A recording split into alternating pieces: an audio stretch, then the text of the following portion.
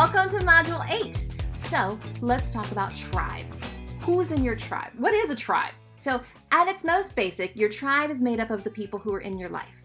So in this mod, we're going to start mapping your tribe. We're going to determine who is at the core of your tribe and who is on the periphery and who's somewhere in the middle. Now during mod 9, the next mod, we're going to look at all of these relationships in terms of energy, who brings energy to you and who drains your energy. But for right now, we're just going to start mapping our tribe by putting names on paper. So you have these circles on your paper. Now my therapist has a very similar exercise with a key difference that I kind of like. So his chart has about 7 concentric circles, and in the very center circle he had me write my name and no one else. Honestly, this was kind of powerful for me. So you are the core of your tribe. Always. The relationship you have with yourself sets the tone for all of your other relationships. Now, there is a lot of toxic advice out there about this. You'll hear things like, you have to have a healthy relationship with yourself before you can have a healthy relationship with anyone else. Okay, yeah, there's some truth in that, but we're all works in progress. You don't have to have any part of yourself all together in order to be in a good relationship with other people. Yes, it's helpful for you to have a healthy relationship for yourself, and that's one of the goals, but none of us are totally there. So don't let that advice stand in your way of building and claiming your tribe.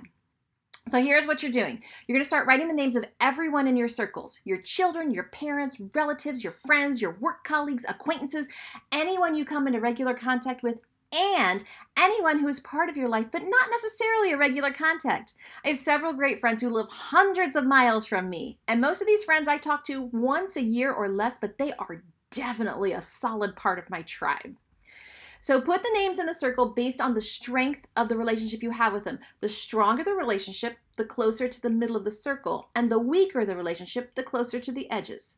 Now, don't overthink it. Relationships can be a moving target. Maybe today you feel distant from someone, but just a few weeks ago you felt very close. That's okay. Humans are messy. Just go with your gut instinct and don't worry too much about getting it just right. So the next mod, we're going to focus on what you want this tribe map to really look like. So today, you're just getting a general sense of what your tribe map looks like right now. Now, once you have most or all of the names on your tribe map, take a step back and look at it. What do you observe? What stands out to you? Do you see any patterns?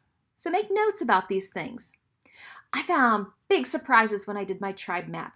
Some assumptions I had made about my tribe did not hold up at all as I looked at my completed map. It was very eye-opening for me.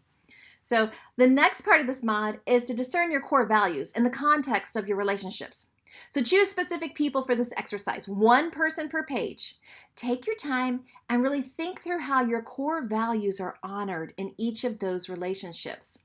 So you're going to have some light bulb moments during this, like, oh, that's why I'm so irritated when person X does this. It feels like she completely disregards this particular core value. Or this is why person Y and I get along so well. Our relationship lines up very neatly with my core values. So I gotta tell you, I love this mod. I learned so much about myself and my people doing the work for this module and the next one. I really hope it's genuinely helpful for you too.